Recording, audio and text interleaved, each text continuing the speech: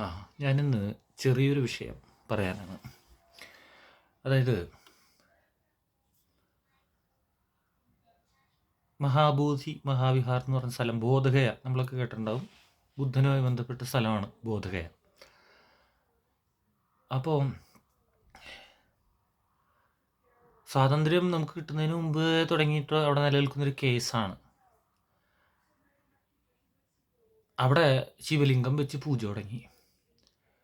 ബുദ്ധിസ്റ്റുകൾക്കൊരു സ്ഥാനമില്ല. അപ്പോൾ അത് ലോകത്തെ തന്നെ ആകെ അവശേഷിക്കുന്നത് ബോധഗയേ ഉള്ളൂ ബുദ്ധ വിശ്വാസികൾക്ക്. ബാക്കിയുള്ളത് മുഴുവൻ തട്ടിയെടുത്തു. ആ ബോധഗയയിൽ അപ്പോൾ അന്ന് മുതലേ നടക്കുന്ന കേസാണ്. ഇപ്പോൾ അവിടെ കഴിഞ്ഞ കുറച്ച് വർഷങ്ങളായിട്ട് ഇവർക്ക് അവിടെ കാലൂത്ത സ്ഥലമില്ലാത്ത വിധം മണിയടിയും അഭിഷേകവും ശിവലിംഗവും പൂജയും വഴിപാടും ഒക്കെ തുടങ്ങി. ഇവർക്ക് സ്ഥലമില്ല. അതായത് ബോധഗയ എന്ന് വെച്ച് കഴിഞ്ഞാൽ ഒരു ക്ഷേത്രം മാത്രമല്ല, അത് യുനെസ്കോയുടെയും യുണൈറ്റഡ് നേഷൻ്റെയും ഒക്കെ സ്പെഷ്യൽ ഇതുള്ള സ്ഥലമാണ്. സെൻറ്ററാണ് വേൾഡിൻ്റെ ഈ ബുദ്ധിസ്റ്റ് ഹിസ്റ്ററിയുടെ കൾച്ചറിൻ്റെ.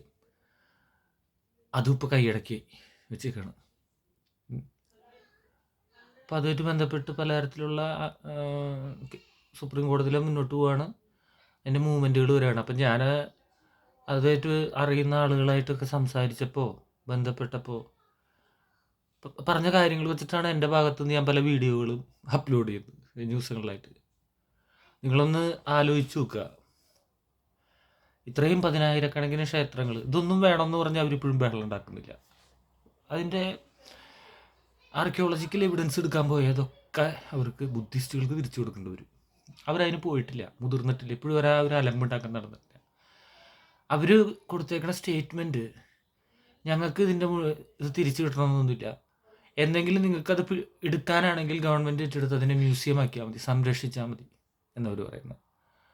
കാരണം ഞങ്ങൾക്ക് വഴിപാടും ദക്ഷിണപ്പെട്ടിയും ഭണ്ഡാരപ്പെട്ടിയും വെച്ച് കച്ചവടം നടത്തുന്നത് ഞങ്ങളുടെ ഭാഗമല്ല കൾച്ചറിൻ്റെ. സത്യമാണ്. ഇപ്പോൾ നമ്മൾ ഇന്തോനേഷ്യ, തായ്ലൻഡ്, ഫിലിപ്പീൻസ് ഇങ്ങനത്തെ രാജ്യങ്ങളിൽ നോക്കി കഴിഞ്ഞാൽ അവിടെയൊക്കെ ഉണ്ട്. വിനായകൻ്റെയൊക്കെ ഏറ്റവും പ്രധാനപ്പെട്ട ഇത് വിനായകനാണ്, ഗജാനൻ എന്ന് പറയുന്നത്, എലിഫൻറ്റ് ഹെഡഡ് ബുദ്ധ. അവിടെ ഒന്നും ഭണ്ഡാരം കാണില്ല.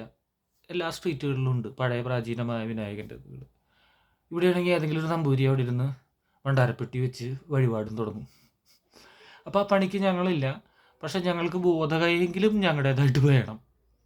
ഈ ആവശ്യം ന്യായമാണോ അല്ലയോ എന്ന് നിങ്ങൾ ചിന്തിക്കുക. ഇത് കാണുന്ന കുറച്ച് പേർക്ക് വേണ്ടി ആലോചിക്കുക. അപ്പോൾ അതുമായിട്ട് ബന്ധപ്പെട്ട ഇന്നലെയും മിനിഞ്ഞാന്നൊക്കെ ആയിട്ടുള്ളൊരു വാർത്തകൾ കൂടി ചേർത്ത് എഡിറ്റ് ചെയ്തിട്ട് ഞാൻ ഈ വീഡിയോ അപ്ലോഡ് ചെയ്യണം.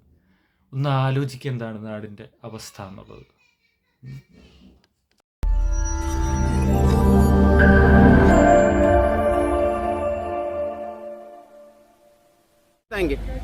आज अनागारिक धम्पाल जी की जयंती और अनागारिक धम्पाल जी ने ही महाबोधि महाविहार मुक्ति की शुरुआत की। क्या आपके मकान की छत टपक रही है? बारिश में हर बार यही परेशानी? अब और नहीं, आईबीएल एक्रेलिक केमिकल्स लेकर आया है छत टपकाव बंद करने का पक्का और असरदार सॉल्यूशन।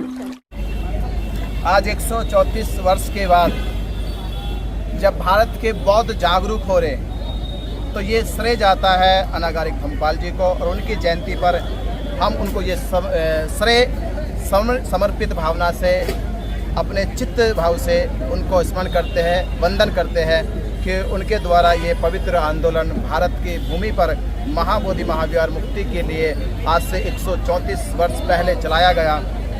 और 134 साल के बाद ये आंदोलन भारत में जन जन लोगों का, भारत के बौद्धों का, विश्व के बौद्धों का जन भावना का आंदोलन बना है। और इस आंदोलन की ताकत है कि भारत के बौद्ध जगह है अपनी विरासत और संस्कृति को आज़ाद कराने के लिए, और उन्होंने ठान लिया, संकल्प ले लिया है कि महाबोधि महाविहार मुक्त जब तक नहीं होगा तब तक हम ये आंदोलन बड़ी ताकत और बड़ी साहस से और जुनून के साथ लड़ते रहेंगे। बड़ी रात मतलब बारिश हुई तो सब पीछे चिल्ला रहा, आकाश लामा आगे बढ़ो, हम आपके साथ है।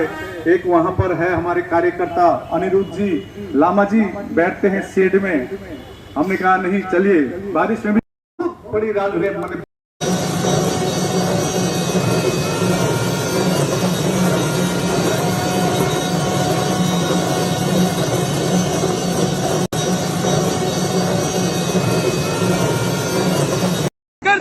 पड़ेगी, करनी पड़ेगी, करनी पड़ेगी। बिहार सरकार होश में आओ, होश में आओ, होश में आओ। महमूदी बिहार मुक्त करो, मुक्त करो, मुक्त करो। होश में तुमको आना पड़ेगा, आना पड़ेगा, आना। 5 में माइनॉरिटी कमीशन ने कहा है कि जो बौद्ध विहार है वो बौद्धों का है, जहाँ भगवान बुद्ध को ज्ञान प्राप्ति हुई, इसलिए बौद्धों का अधिकार उनके ऊपर होना चाहिए। तो वैसे भी दुनिया के बुद्धिस्ट कंट्री इस विषय को लेकर बड़े गंभीर है, सीरियस है, वो आपको समर्थन देने के लिए तैयार खड़े हैं।